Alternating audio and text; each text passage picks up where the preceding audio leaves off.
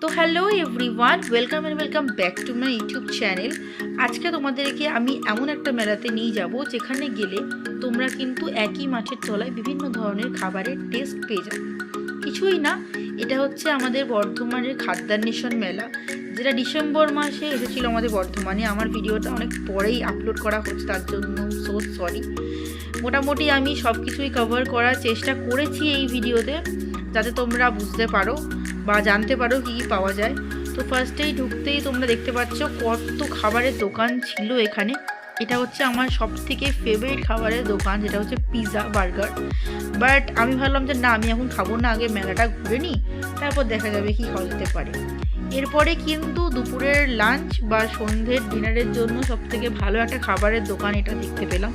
এখানে তোমরা pulao, fried rice, chicken, mutton কষা পেয়ে যাবে, যেটা দেখে ভীষণ ভালো লাগছিলো। পুরো গরম গরম পুরো সার্ভ করছিল। আর একটা ভালো জিনিস এখন খুবই ট্রেন্ডিং, সেটা হচ্ছে চম্পারন মিট, সেটাও কিন্তু এই মেলাতে পাওয়া যাচ্ছিল। এরপরে চোখে পড়লো চাটের একটা সুন্দর স্টল, যেখানে খুব সুন্দর সুন্দর চাট পাওয়া যাচ্ছিল। আর এরপরে দেখো এত ভিড়, সুরুচি ক্যাটারার তোমরা জানোই প্রতিবারের মূল আকর্ষণ থাকে।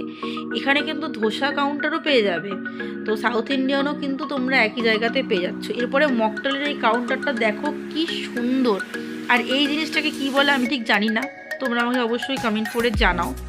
এরপরে দেখো এখানে পিৎজা হাট থেকে শুরু করে মিউ আমোরে সব ধরনের স্টল কিন্তু এখানে ছিল। আর খাবারই নয় শুধুমাত্র, কিন্তু এখানে কিন্তু জুয়েলারি, বিভিন্ন ধরনের ব্যাগ, পার্স থেকে শুরু করে জামা কাপড়, সমস্ত ধরনের জিনিস পাওয়া যাচ্ছিলো। আর এখানে জুয়েলারিগুলো এত সুন্দর সুন্দর দেখে মনে হচ্ছিলো যে সব কটাই নিয়ে ফেলি।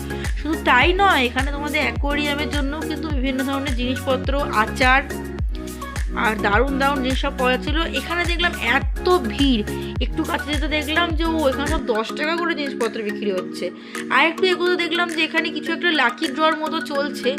একটু ডিসকাশন করে বোঝা গেল যে এনারা নিজেদের টায়ারের অ্যাডভার্টাইজ দিচ্ছে, তো তাই জন্য ওনারা কিছু লাকি ড্র টাইপের অ্যারেঞ্জ করেছিল।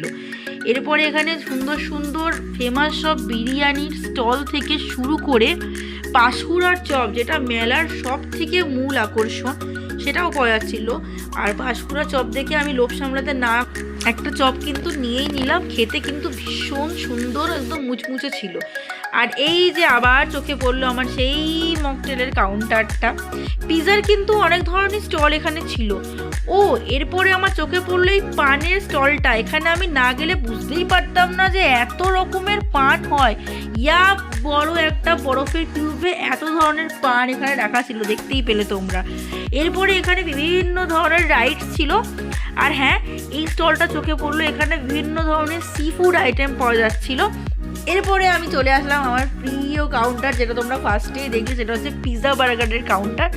এখানে কিন্তু একদম গরম গরম করে পিৎজা সার্ভ করা হচ্ছিল। আমি এখানে একটা চিকেন পিৎজা নিয়ে নিয়েছিলাম, যেটার দাম নিয়েছিল 120 টাকা।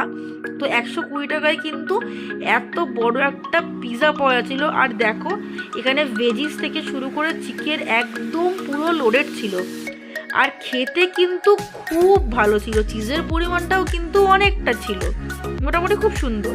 তো মোটামুটি আমি এই দুটো জিনিসই খেয়েছিলাম, আর এই দুটো খেয়ে আমার পেট পুরো ভরে গেছিলো, আর কিছু খেতে পারিনি। তোমরা বলো তোমরা কি খেয়েছিলে আর ভিডিওটা কেমন লাগলো।